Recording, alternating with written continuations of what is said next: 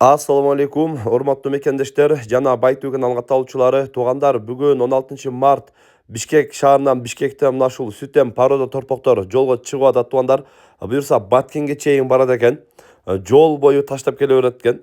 Токтогул, Каракөл, Ташкөмүр, Шамал Сай, Кочкор Ата, Базар Коргон, Жалал Абад, Өзгөн, Куршап, Отуз Адыр, Ош, Нокат, Кызыл Кыя, Кадам Жай, Баткенге чейин барышат экен туугандар.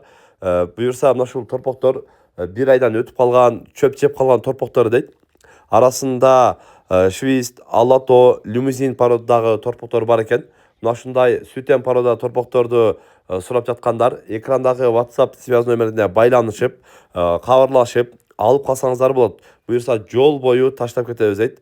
Буюрса мына ушундай жакшы породалар бар дейт. Андыктан өздөрү да көрүп, кызыккандар байланышып, дагы да толугураак маалымат алсаңыздар болот. Баткенге бүгүн Бишкектен азыр гана жолго чыкты. Баткенге чейин барышат. Андыктан тосуп алыңыздар. Мына ушундай жакшы чоң эркек ургачы аралаш торпоктор жолго чыкты. Андыктан каналга катал лайктан басып коюңуздар. Тынчтыкта, амандыкта болуңуздар.